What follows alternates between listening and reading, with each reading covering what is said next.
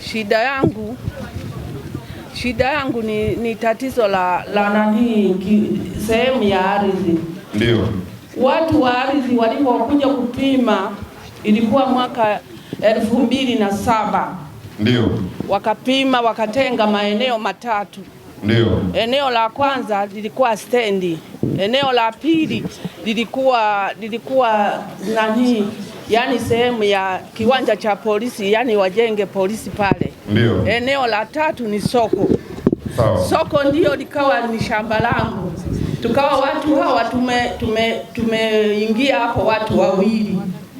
Basi tumekaa na hilo eneo, lile eneo ambalo lilikuwa ni stendi likapimwa viwanja. Ndio. Likabaki lile la nani la polisi, wakaweka pale mnala, hilo likawa limekufa hapo. Likabaki lile la soko.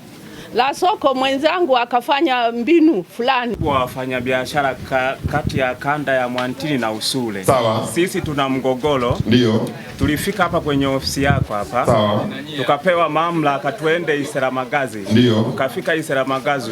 Tukaonana na mkurugenzi.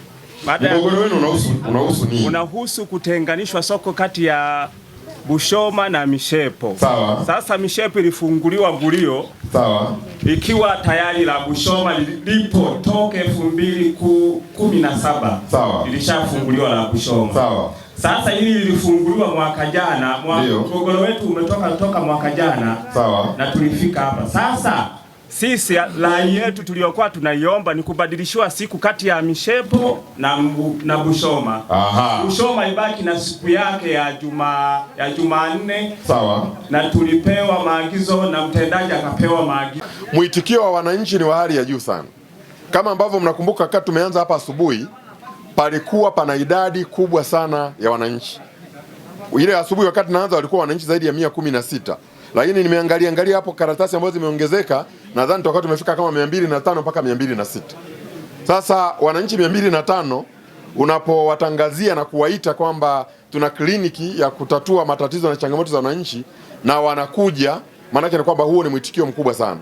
Lakini tukumbuke kwamba kliniki ya aina hii pia tutakwenda kuifanya tarafa Itwangi kule katika jimbo la Itwangi la Mheshimiwa Aza Hilal, lakini pia tutakwenda kuifanya kliniki ya namna hii katika tarafa ya Nindo, itatekelezwa pia kliniki hii, lakini pia tutakwenda katika tarafa ya Samuye, tutatekeleza kliniki ya namna hii, na hizi kliniki zinafuatana kwa kadi ambavyo inawezekana.